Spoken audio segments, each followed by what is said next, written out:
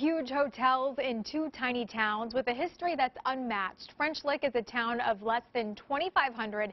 West Baden is home to just under 700 people. Lexi Sheen is hitting the road this week for our first Small Town Sunday trip to Orange County, Indiana.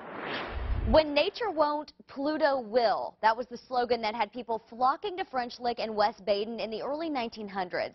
Pluto water came from the natural springs there in Orange County. It's just the start of a history that's captured the attention of travelers and celebrities for more than 150 years. Since the mid-1800s, a hotel has sat on the grounds of the French Lick and West Baden Springs resorts. It came to be known as the Springs Valley because of the plentiful mineral springs here in the area. And that's the reason the hotels are here today. West Baden housed 4 mineral springs. French Lick had 3 mineral and 1 freshwater. They literally bottled the mineral water here at French Lick.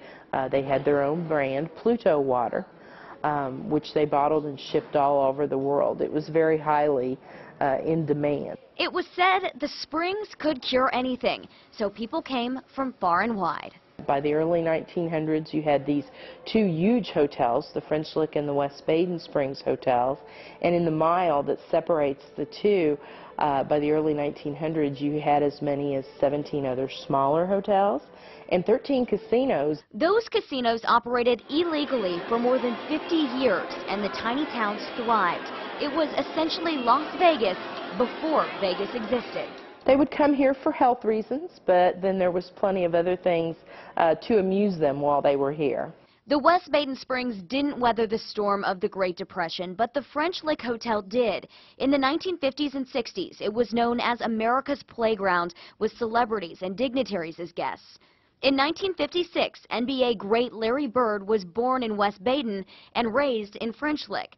But the FDA banned Pluto water in 1971, and the 80s brought a turn for the worse. Industry didn't want to locate here.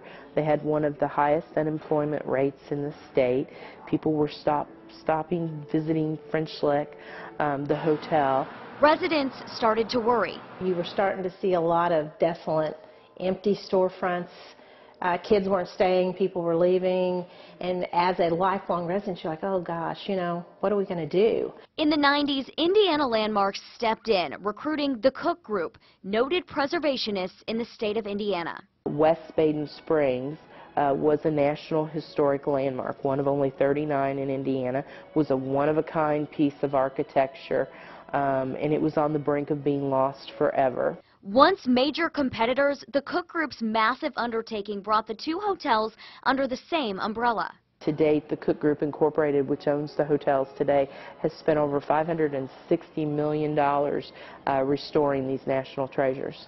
After 75 years, the West Baden Springs Hotel reopened in 2007.